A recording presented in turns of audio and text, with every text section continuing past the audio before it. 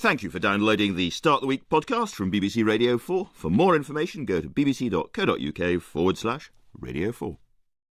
Hello, well, we're talking about the most important and controversial question of all, the nature of reality, with people as well qualified to talk about it as any I can imagine. Britain's chief rabbi, Jonathan Sacks, who trained as a philosopher, has written an argument for religious faith which is sparkling and provocative. He calls it the Great Partnership, while Professor Lisa Randall, a cosmologist, calls her book on the latest thinking in theoretical physics, the very big and the very small, knocking on heaven's door. But we're going to kick off with the scientific writer who is also Britain's most famous atheist, Richard Dawkins. He's been trying to explain basic scientific ideas about reality for children and families. And Richard, you've called this the magic of reality. A lot of people will be surprised to find a Richard Dawkins book with the word magic on the front cover. I distinguish three kinds of magic. There's magic spells, as in frogs turning into princes. There's conjuring magic, stage magic, which is tricks. And there's the magic of reality, which is that magical feeling you get when you look up at the stars, when you look at a beautiful sunset or a beautiful rainbow. And reality is magical in that poetic sense, and that's the sense which I intend in this book. We'll be talking about myths a little bit later on with Rabbi Sacks, but you have integrated mythic stories about creation and the nature of reality as sort of prefaces to each part of this book. Yes, each chapter begins with a question, like what is the sun, or what is an earthquake, or what is a rainbow, and then about the first quarter of the chapter is myths in answer to the question. And why did you myths do that? Mainly because it's fun. I mean, they're colourful, they're lovely stories, they come from all over the world. Every culture in the world has its own myths, often about things like the sun and rainbows and earthquakes. And then the last part of the chapter, of course, is the real answer. What really is the sun? What really is a rainbow? That's the science. And this is science which, of course, sprawls across many areas which are not your background areas, but in each case you're trying to find vivid, I should say it's beautifully illustrated, but vivid ways of explaining scientific ideas. It is beautifully illustrated by Dave McKean, and of course I am trying to find vivid ways of explaining scientific ideas. I've always done that, but hitherto I've confined myself to my own science, which is to words, yes. And to biology. In this book I do attempt to answer questions that belong more in physics or chemistry as well, and I hope I do manage to make them colourful. Just to give people an idea of the sort of way that you've approached this, I'd like to talk about two concrete examples. One is the inner structure of atoms, where the thisness of an atom, the fact that you bang a table and you don't fall through it, as your hand doesn't fall through it, is something you deal with, because the inner spaces of atoms are vast, aren't they? Yes. When you look at a solid object like a table, it's mostly empty space, but we perceive it as solid, and it's useful for us to do so. Natural selection has built us with sensory perception that sees solid things as solid. We can't walk through them, we can't see through them. Our brain constructs a reality which makes certain things solid because you can't walk through them. But if we could shrink ourselves to the size of an atom, then we would see mostly empty space. Not that seeing would mean anything at that scale. Another example that you use is you ask whether science fiction writers are probably correct or simply lazy when they give aliens... first of all, you think by and large there probably are aliens, just as a matter of probability. And secondly, you think that they would possibly look a bit like us, and certainly they'd have eyes. Now explain to us why eyes are likely. Yes, well, science fiction writers can be a bit lazy because they just assume that things are like us. When I was a small boy, I wrote a science fiction story called Bobo Goes to the Moon, which is about a dog who went to the moon. And I was sensible enough to realise that the inhabitants of the moon would be unlikely to speak English, so I made them speak French instead. But you don't get much more alien than that. But yes, I mean, I actually think that we can say a little bit more than just that aliens are going to be so alien we can't even imagine what they're like. And eyes would be a good guess, because eyes are such useful things to have. On this planet, on our form of life, eyes have arisen independently all around the animal kingdom several dozen times, independently. Different kinds of eyes, different designs of eyes. And this is because the wavelengths of light are particularly useful for orientating That's right. yourself. I mean, light from the sun, that proportion of light that penetrates our atmosphere, is immensely useful for all kinds of things because it travels in straight lines, it reflects off things, it's refracted by lenses and that kind of thing.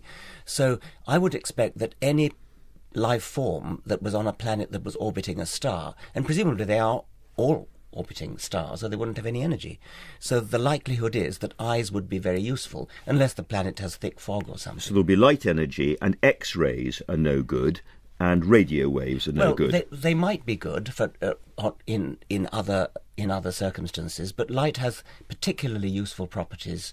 And I would expect, it wouldn't be at all surprising, if not only did they have eyes, but if they had eyes that were pretty much like ours. After all, vertebrates and mollusks have both evolved eyes that are pretty much the same, camera eyes, but from very different embryological primordia, very different embryological origins, which means that they're anatomically totally differently constructed. For example, the vertebrate eyes backwards, with the light-sensitive cells facing away from the scene, whereas mollusk eyes, they're facing forwards towards the scene. But otherwise, the design of the eye is very similar.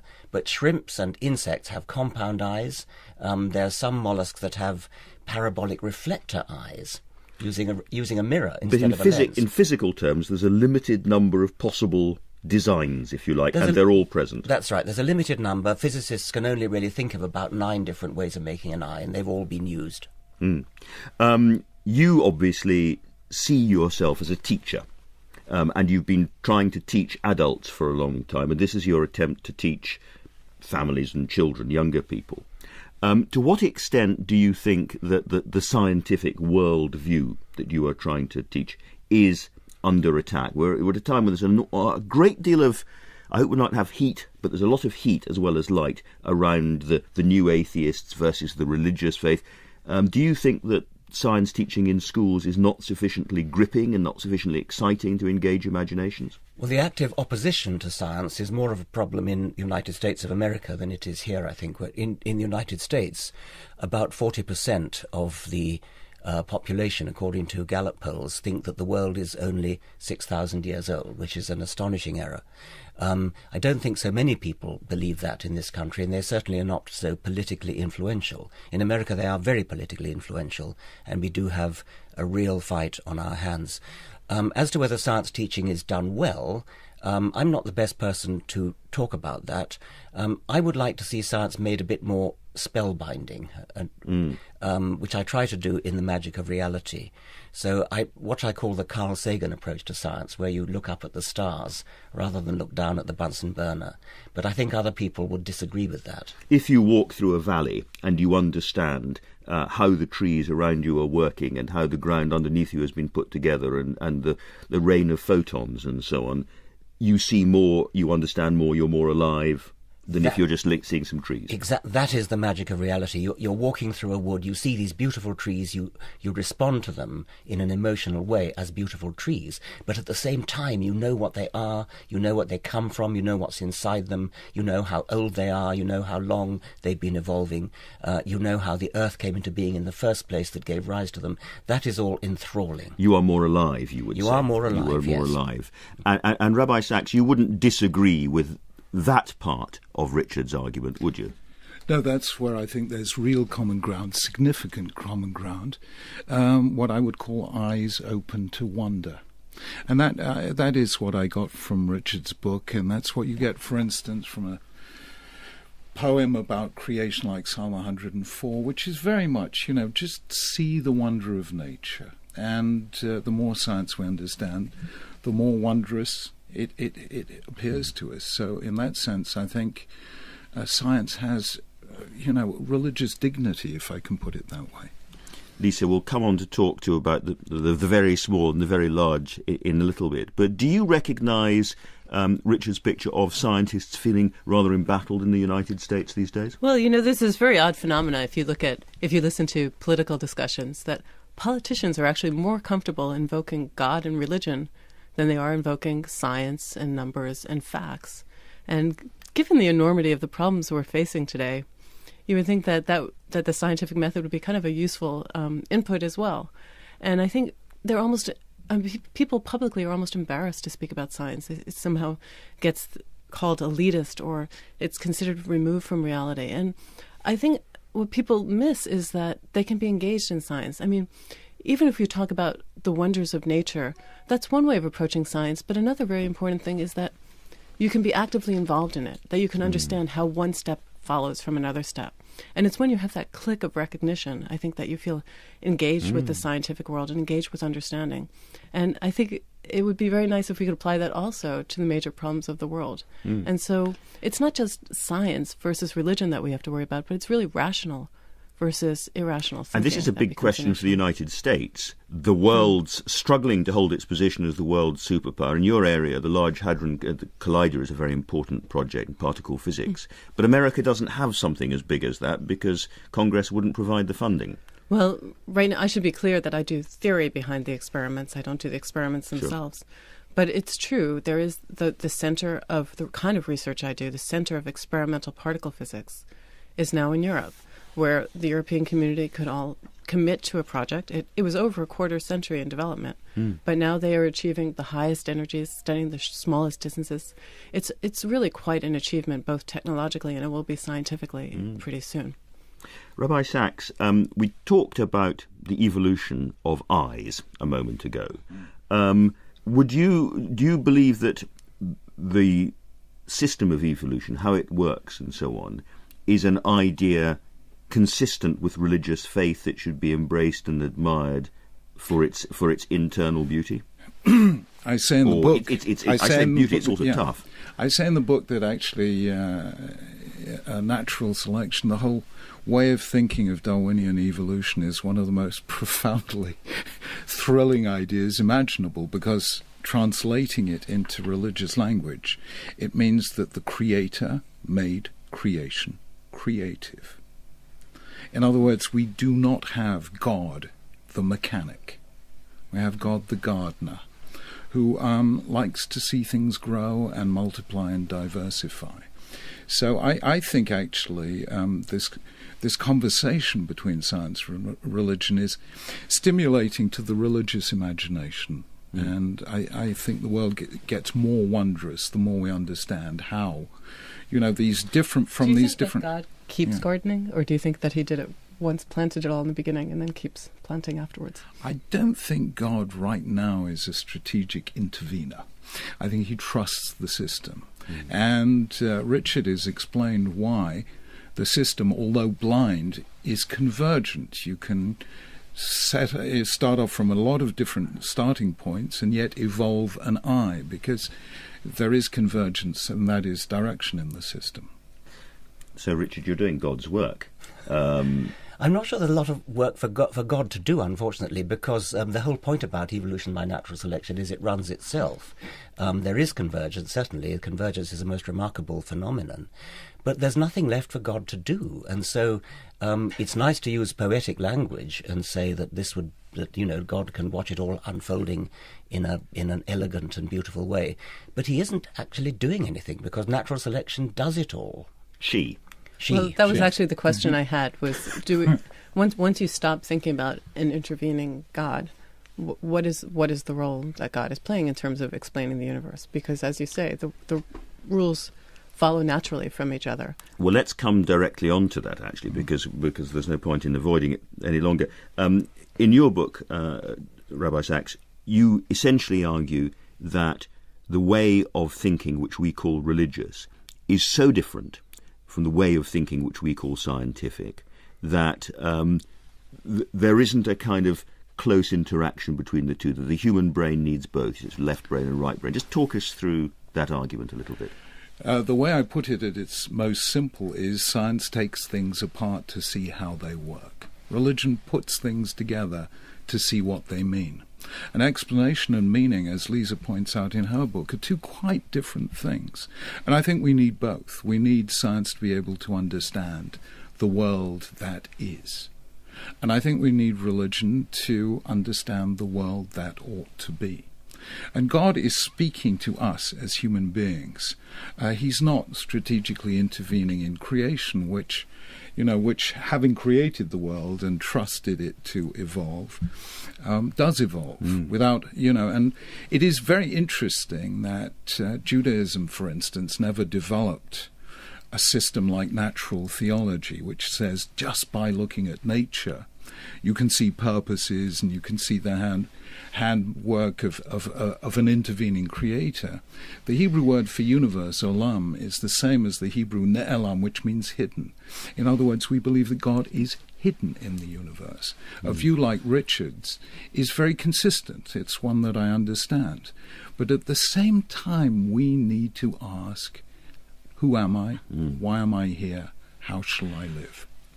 Richard, what do you say to those who would argue, well, we have evolved in a certain number of dimensions. It may very well be, and Lisa may talk about this later on, that we're living in a world of 11 different dimensions, many of which we can't apprehend and so on, and in a multiverse and so on.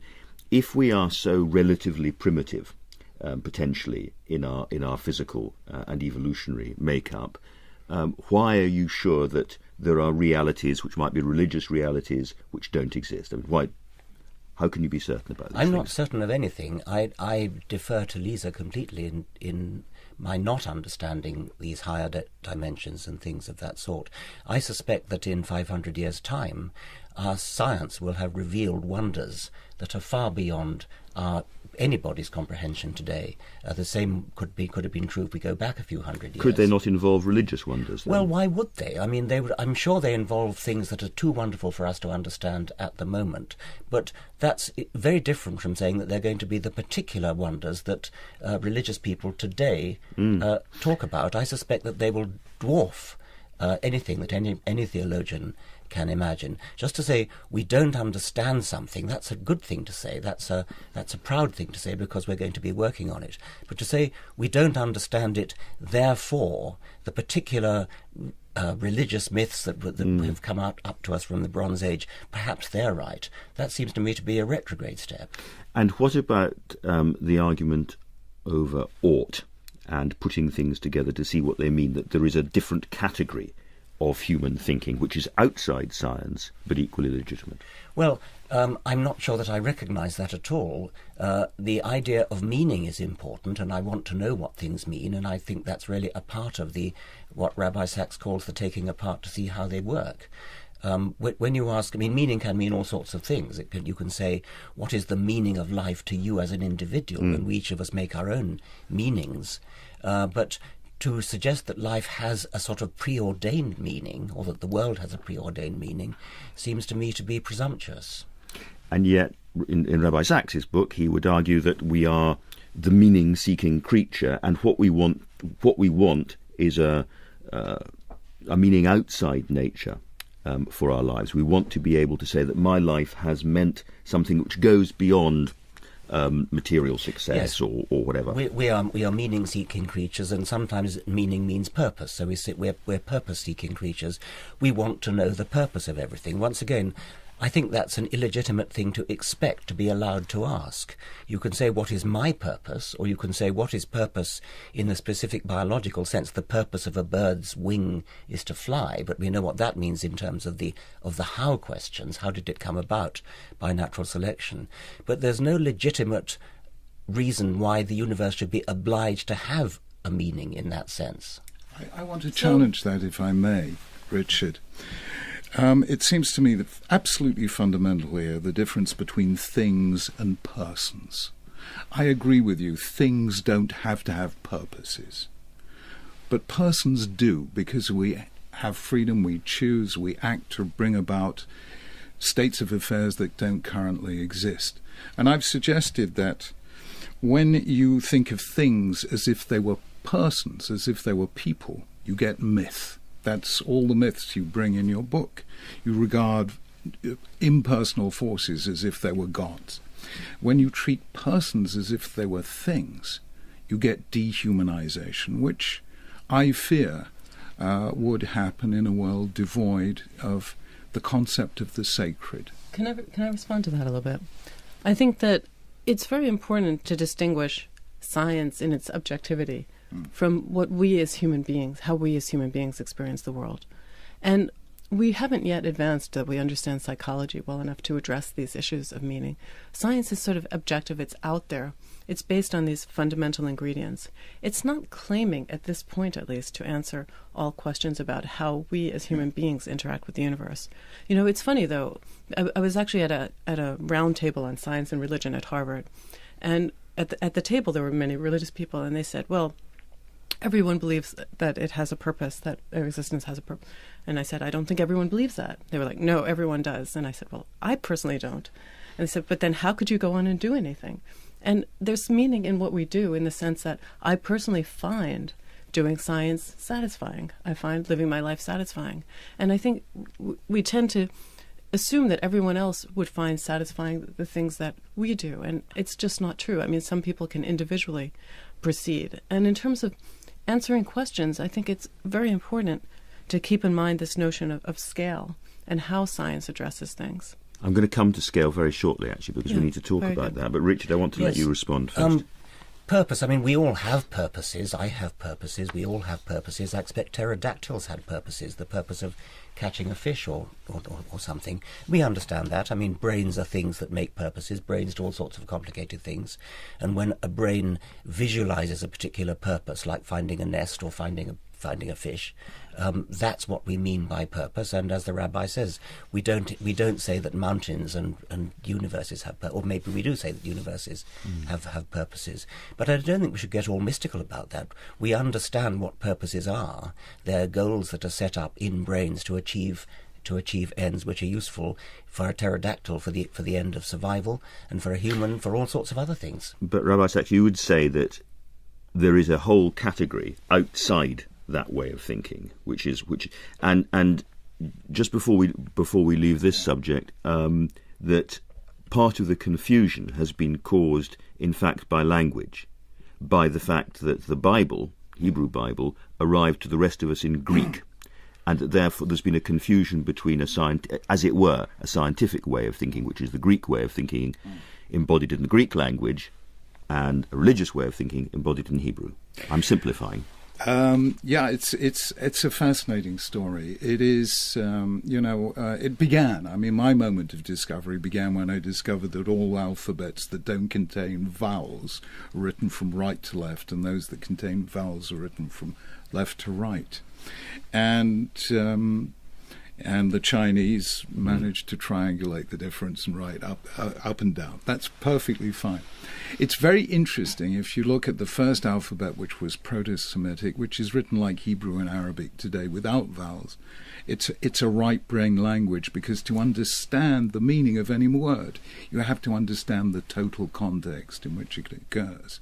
Greek was the first language ever to be written left to right, which activates the left brain, which allows you to understand word by word what each word means. And so it's breaking things down into components language. Their atomic basic elements. And it's fascinating that almost at exactly the same moment as this left brain alphabet appears, 5th, 6th centuries before the Christian era, so does the first left brain thinking, namely the philosophy and the science Aristotelian and the pre-Socratics. Yeah. So you get Greek developing this very analytical, atomistic way of thinking, which is very similar to Richard's, culminating, let's say, in Epicurus, who believes only in sort of material realities and testable entities. The trouble is that didn't last very long. Whereas the Jewish people and Hebrew and the religious values that it gave rise to have lasted now for 4,000 years. And what happened, and what made Europe happen and made it so creative, is that Christianity was a right-brain religion. Its founder was a Jew living in Israel, translated into a left-brain language, because all the early Christian texts are in Greek. So for many centuries you had this view that science and religion are essentially part of the same thing, they're the same way of thinking. And then this broke up during the Enlightenment, and you would argue with very deleterious effects. You did introduce, however, I want to bring in Lisa's book, because you did introduce the notion of very small and very big there, which was very helpful and kind of you. Because there's a part of Richard Dawkins' book where, Richard, you say, we're now into areas which I don't understand, so I'm not going to tell you about either, which is, broadly speaking, the cosmology and the particle physics that are the subject of Lisa Randall's book, Knocking on Heaven's Door. Lisa, introduce us first of all to the importance of trying to get our heads around scale. Sure. I think one of the notions that I do bring up is the notion of the sublime, the fact that so much of reality seems so distant, it seems enormous, but also scary. And part of the reason for that, I believe, is that the scales that physics and science cover are really so removed from our daily lives. We're very familiar with scales of about a meter, a human scale. But when we're talking about the size of the universe, we're talking about 10 to the 27th meters. That's one followed by 27 zeros. It's enormous. And we talk about scale where quantum mechanics and gravity can apply. We're talking about 10 to the minus 35 meters. So we are living our lives.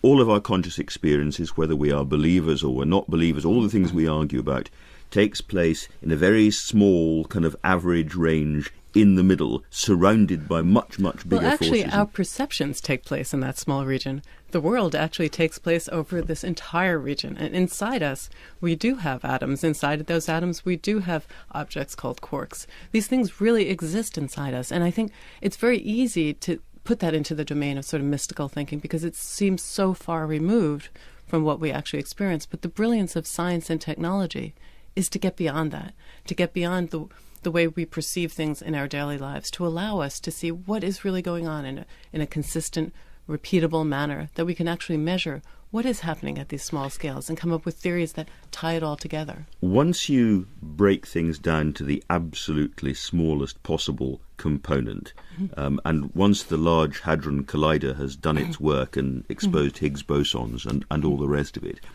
is there a sort of philosophical meaning about reaching that final scale? Is there something final and basic and fundamental that's more than... So, it's very funny because people always want to go to these extremes. They want to talk about the origin. They want to talk about the most basic. But actually, the Large Hadron Collider also isn't the smallest scale. And in fact, it would be incredibly miraculous for us to live in the one time where we have actually discovered all the basic ingredients. I mean, people through the centuries have made that mistake and thought, we have found the ultimate answer. And there always is one. But even if we found those most basic ingredients, there are an enormous number of questions that having the fundamental ingredients doesn't answer. I mean, those fundamental ingredients are essential. Their physical correlates are necessary. But, for example, it doesn't necessarily explain what's going on at a higher level. I mean, we can say that music consists of atoms, the oscillating air. But that doesn't tell us what music is. We still need to understand it on a broader level. And that's not to say it's beyond the domain of science necessarily, but it is important to recognize that the basic elements isn't the same as answering all questions in the universe, and that science builds on it by finding more fundamental ingredients, but also talking about what's going on at larger scales. Richard Dawkins.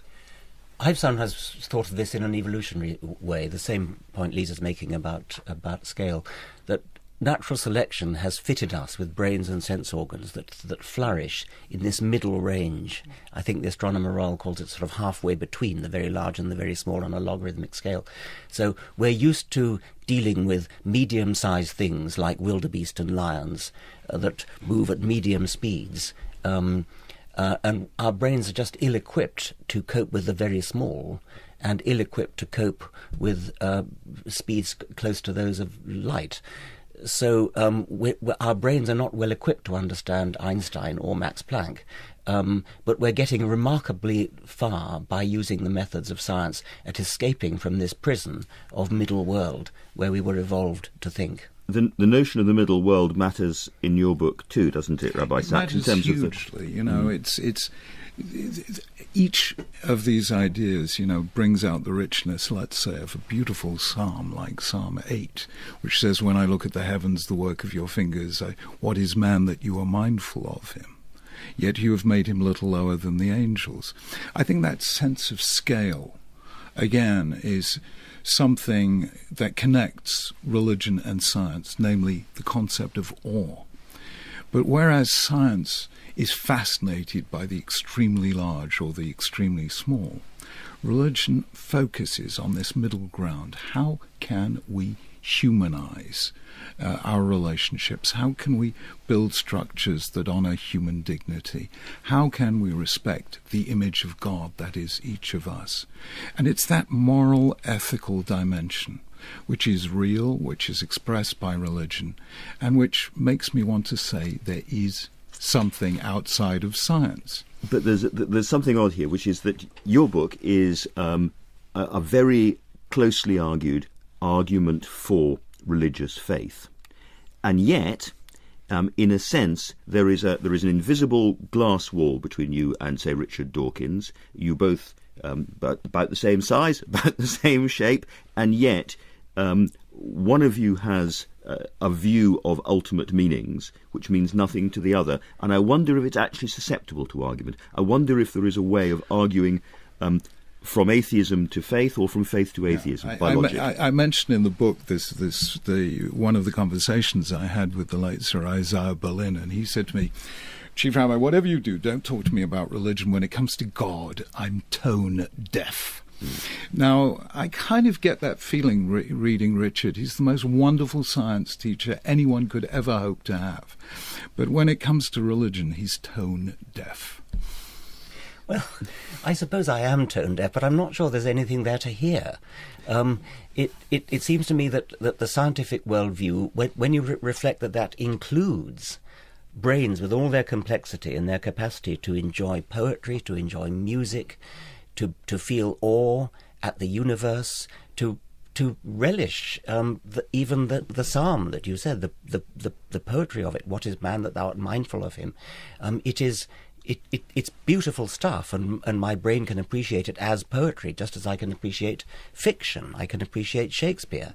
But there is a reality out there, and reality is something which we are increasingly understanding, and in the next few centuries will understand even more. I don't think it helps to bring in anything supernatural. So I think we have to distinguish sort of religion as a social and psychological phenomena from religion as really intervening in the world. And it's certainly true that for some people that they enjoy religion for those purposes. And it's hard to argue against that because that's an individual thing that some individual will say. In fact, when I wrote my chapters on religion and science, one of the signs I thought I was doing a good job was that everyone was unhappy. And that it was actually a religious person who said, "I hate to admit this here, but you're making sense." I think it's just very easy to get into this battle. And sort of the interesting question is almost, why do we have this battle? What are people afraid of in terms of why do people fear science so much? And we certainly see in sort of one argument might be that if you take a purely scientific, irreligious worldview, that leads you to take very logical decisions, for instance, about euthanasia, for instance, about population control, which will ultimately impinge in a fairly unpleasant way on our freedoms. I mean, Rabbi Sachs's book talks a lot about scientists are often accused of making these bad moral choices, but actually it's not the scientists who are sitting in the government making those decisions. I mean, science is just saying how one step follows from another. In terms of, I mean, we can't just make a simple statement like that because that has a lot to do with which questions we choose to ask, which is actually one of the understated roles of science. Science isn't just about one thing following from another. It's about asking the right questions. It's about understanding the uncertainties in what we say in terms of the precision. So there's a lot of aspects of science that get undervalued that actually are very relevant when we make statements like that. And I think scientists get falsely accused for those things. I do rather resent when people treat science as though it's nothing but coldly logical and, as it were, hands over to religion all that's warm and moving and poetic and even spiritual. I mean, we all of us are capable of being moved by beautiful music, by beautiful sunsets. Unweaving the rainbow. Unweaving the rainbow, which is my own attempt at doing that.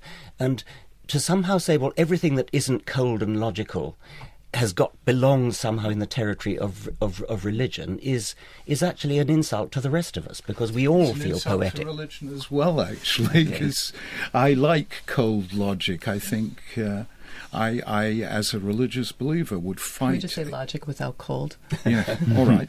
Warm logic, fuzzy logic. Warm logic. The truth is, I believe, as a religious believer, we are answerable to empirical reality. We have to think things through critically. I mentioned in the book that Judaism 2,000 years ago coined a blessing over seeing a distinguished scientist, because we recognize the religious integrity of science. It is and of course I agree with Lisa, it's not scientists who make the big political decisions. But I do worry about a worldview that recognizes only science, because it will then miss out on that personal dimension, that uniqueness of the human person. It will fail to recognize... So can we go back to this theme of scale for just 1 second, though? Because I think that's another mistake that we make, that we think, again, that science is just understanding these individual ingredients. There certainly are many questions that science doesn't yet answer. And part of what science is recognizing that we haven't yet answered those questions. It doesn't mean that we should ignore all the kinds of questions that you're saying are important. Yeah. And it doesn't even mean that we can necessarily answer them with science at this point. So scientists will also be thinking along those lines. It's just a question of whether we think ultimately there might be a scientific answer. But that wouldn't be a very effective way to approach it right now. Understanding quarks is not going to help us make a moral decision today. And every scientist is aware of that. That is part of the nature of science, to understand that. Yeah, and I also don't think religion is opposed to the scientific mindset of uncertainty. After all, the Abrahamic monotheisms begin with this call to God, to Abraham and Sarah, to leave everything familiar, their land, their home, their birthplace, and travel to an unknown destination. I think the uncertainties that religion deals with are different from those that science deal with. The uncertainty that religion deals with is the world we make tomorrow. It seems to me that if religious leaders were all like Rabbi Sachs, you'd have not much problem, Richard, in the sense that there has to be, as it were, an armistice space where there are different ways of thinking, and each respects the other. Where the heat comes from, where the argument comes from, is a fight over, I suppose, public policy and other territory, where you have fundamentalist religion trying to push science back, and you have a pushback. There's an immediate political fight with fundamentalism, as you say. But I have not exactly a fight, but an unhappiness with, what shall we say, sophisticated intellectual theologians like the chief rabbi, in that I sort of feel that there is a sort of attempt to hijack the emotional, the poetic, the beautiful, the ability to be fully human and to respond in a fully human way to things of beauty, as though somehow we need to give that a different name and say that's outside science. It's not outside science, it's within science, but it's, as Lisa was saying just now, it's a much more sophisticated kind of science. But the language of all of those things, the moral, ethical, aesthetic language of a purely scientific background hasn't yet quite evolved, has it? That's right. I mean, you can't actually, as Lisa says, you can't actually explain the emotion we feel when listening to a Schubert quartet in terms of atoms. We don't believe there's anything else going on, but you wouldn't use the language of atoms and quarks in order to account for what's going on. You might very well use words like transcendence, and the rabbi might say, well, you're trying to hijack that from us. You might well use the word like that. That's right, or the word spiritual. Well, can we just say that it's humans interacting with the world? Humans, but you don't need to bring in anything supernatural. Exactly. Rabbi Sachs. I want to put on the table my concern here. My own supervisor, Sir Bernard Williams, believed that the time that we are most similar to is the pre-Socratics. Now, Ferdinand Mount wrote a book recently saying we're back to Greece in the 3rd century. Before Christianity, you had in ancient Greece the most sophisticated society that the world has ever known in regards philosophy, science, drama, architecture, beauty. It was a scientific stroke aesthetic culture which has in some ways never been surpassed. But it landed up in a state of nihilism. that meant the decline and fall of ancient Greece, because without something ultimate to believe in, your civilization will ultimately suffer from burnout. That is what bothers me about Western civilization today. I think you give too much credit to Western civilization. I wish we valued science and art, etc., as much as you say. I mean, I think part of the danger is that we're losing that. At least I think in America, there's a danger that we're losing the appreciation of the value of science and art and literature. That we, as was said earlier, that the Large Hadron Collider exists in Europe. We don't necessarily have that kind of competing technology. And yet, that is part of what made the United States great with these scientific advances. Look, I partly wrote this book because an atheist scientist, E.O. Wilson, wrote a book called Creation, holding out a hand to religious believers and saying, let's save the planet together. I've reciprocated, holding out a hand to scientists, saying, what you do has integrity and beauty, let's save the planet together. A final thought from Richard. It's very nice to have that consilience between Rabbi Sachs and E.O. Wilson. We do need to join together to save the planet, but that doesn't mean that we have the same view of what's actually true, and I would maintain that we can do all that without ever believing in anything supernatural. But I think it's okay for other people to believe it if they choose to. It's just that we want to use the scientific method as well. I think without God, we are without hope.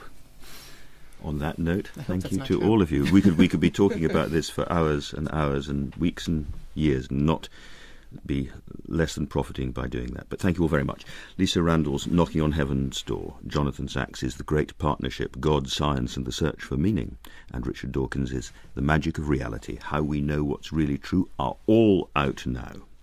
Next week, Lyrics, Lyricism and Violence with Jarvis Cocker, Jez Butterworth, Melanie Challenger and Matthew White. But for now, thank you for listening and goodbye. If you've enjoyed this BBC podcast, why not try some others, such as The Forum, the discussion programme about global ideas. And to find out more, visit bbcworldservice.com/forum. Thank you for downloading the Start the Week podcast from BBC Radio 4. For more information, go to bbc.co.uk/Radio 4. Hello, well, we're talking about the most important and controversial question of all, the nature of reality, with people as well qualified to talk about it as any I can imagine. Britain's chief rabbi, Jonathan Sachs, who trained as a philosopher, has written an argument for religious faith which is sparkling and provocative.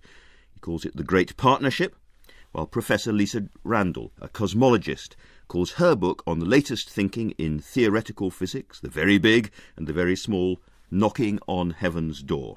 But we're going to kick off with the scientific writer who is also Britain's most famous atheist, Richard Dawkins. He's been trying to explain basic scientific ideas about reality for children and families. And Richard, you've called this The Magic of Reality. A lot of people will be surprised to find a Richard Dawkins book with the word magic on the front cover. I distinguish three kinds of magic. There's magic spells, as in frogs turning into princes.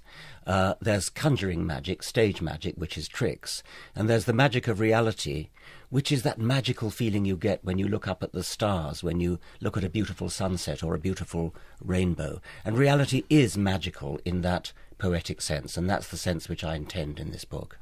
We'll be talking about myths a little bit later on with Rabbi Sachs, but you have integrated mythic stories about creation and the nature of reality as sort of prefaces to each part of this book. Yes, each chapter begins with a question, like what is the sun, or what is an earthquake, or what is a rainbow, and then about the first quarter of the chapter is myths in answer to the question. And why did you do that? Mainly because it's fun. I mean, it's they're colourful, they're lovely stories, they come from all over the world. Every culture in the world has its own myths, often about things like the sun and rainbows and earthquakes. And then the last part of the chapter, of course, is the real answer. What really is the sun? What really is a rainbow? That's the science. And this is science which, of course, sprawls across many areas which are not your background areas, but in each case you're trying to find vivid, I should say it's beautifully illustrated, but vivid ways of explaining scientific ideas. It is beautifully illustrated by Dave McKean, and of course I am trying to find vivid ways of explaining scientific ideas. I've always done that, but hitherto I've confined myself to my own science, which is, and to words, yes. And to biology. In this book I do attempt to answer questions that belong more in physics or chemistry as well. and I hope I do manage to make them colourful. Just to give people an idea of the sort of way that you've approached this, I'd like to talk about two concrete examples. One is the inner structure of atoms, where the thisness of an atom, the fact that you bang a table and you don't fall through it, your hand doesn't fall through it, is something you deal with, because the inner spaces of atoms are vast, aren't they? Yes, when you look at a solid object like a table, it's mostly empty space, but we perceive it as solid, and it's useful for us to do so. Natural selection has built us with sensory perception that sees solid things as solid. We can't walk through them, we can't see through them.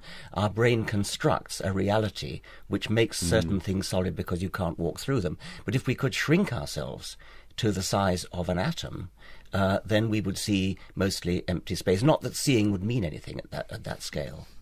Another example that you use is you ask whether science fiction writers are probably correct or simply lazy when they give aliens... first of all, you think by and large there probably are aliens, just as a matter of probability. And secondly, you think that they would possibly look a bit like us, and certainly they'd have eyes. Now explain to us why eyes are likely.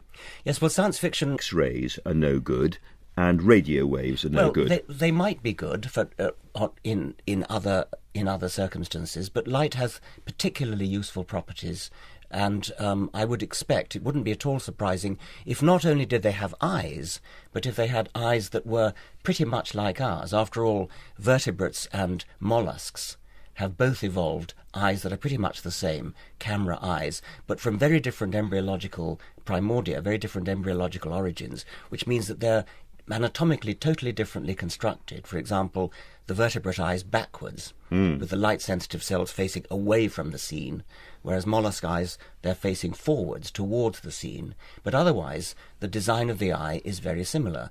But shrimps and insects have compound eyes.